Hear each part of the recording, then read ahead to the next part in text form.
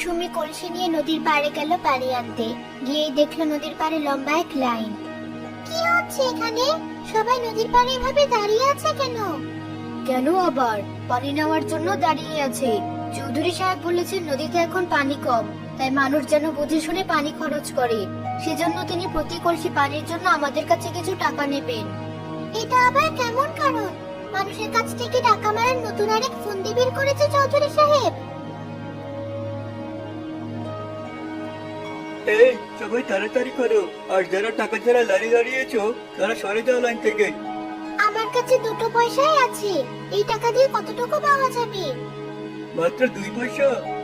ওই ওকে আধা কলসি পানি ভরে দে। মাত্র আধা কলসি পানি? এতটুকু পানি দিয়ে আমাদের সারাদিন কিভাবে চলবে? তো আমি কি জানি, তোমার আরো পানি লাগলে বেশি করে টাকা আনো। লাইনে দাঁড়িয়ে থেকে বাকি সবার সময় নষ্ট করো না, যাও এখান থেকে।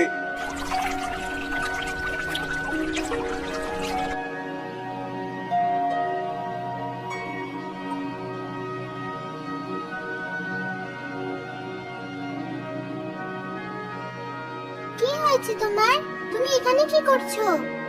আমার তো পানি পিপাসা পেয়েছে, পানির অভাবে নড়তে আর পারছি না। তোমার আগে এই রাস্তা দিয়ে কত মানুষ গেল, ওদের কাছে আমি কতবার পানি চাইলাম, কিন্তু কেউ আমাকে এক ফোঁটা পানি দিল না। কি করবে বলো? নদীর পানিটুকু আমাদেরকে টাকা দিয়ে কিনে খেতে হচ্ছে, তাই কেউ বাড়তি পানি খরচ করতে চাইছে না। আমার নিজেরও পানি অনেক কম, এটুকু পানি দিয়ে সারাদিন কিভাবে চলবো? তাহলে তুমি আমাকে পানি দেবে না? কি আর করার, পানির অভাবে মরতে হবে আমাকে। তুমি থাকো, আমি এখনই আসছি। কি হলো, মেয়েটা গাছের পাতা ছিঁড়ছে কেন?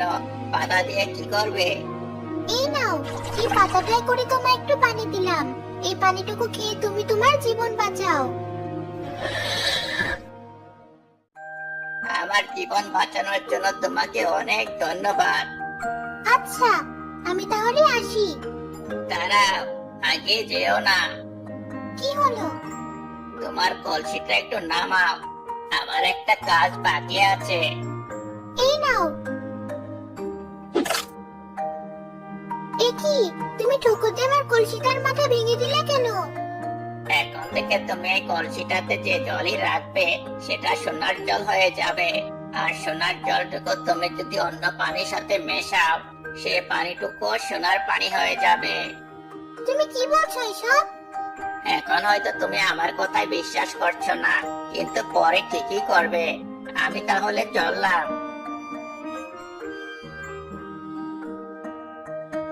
এই কাকটা বড় অদ্ভুত। যাই, বাড়িতে সবাই আমার জন্য অপেক্ষা করছে।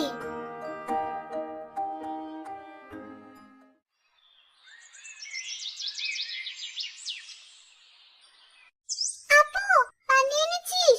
অনেকক্ষণ ধরে তোর জন্য অপেক্ষা করছি। আজ ফিরতে এত দেরি করলি যে?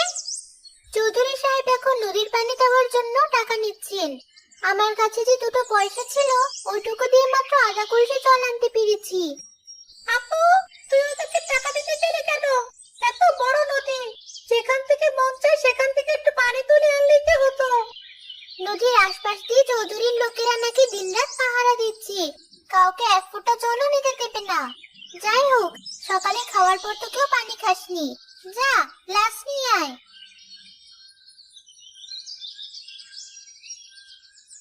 এই নাও গ্লাস, পানি দাও আমাকে। এই নে। মেডি, আপু, দাঁড়া, পানিটা রং দেখ কেমন ছিল। তাই তো, কিন্তু পানি নেওয়ার সময় তো ঠিক রঙই দেখলাম, এখন আবার এই রং কিভাবে হলো? আমার কাছে তো এই পানি দেখতে সোনার মনে হচ্ছে। আর দেখ, রোদে ধরার পরে পানি কেমন চকচক করছে। তাই তো, তার মানে কি কাকটা সত্যি কথাই বলেছিল? কোন কাক? রবিন, ঘরে কোথাও সামান্য পানি পেলে নিয়ে আয়, একটা পরীক্ষা করতে হবে। আপু, তুই এই পানি সত্যি নদী থেকে এনেছিস? তা এনেছিলাম, কিন্তু কাকটাই হয়তো কোনো জাদু করেছে এই পানির উপর, তাই এই পানি সোনা হয়ে গেছে। এই নে আপু, পানি।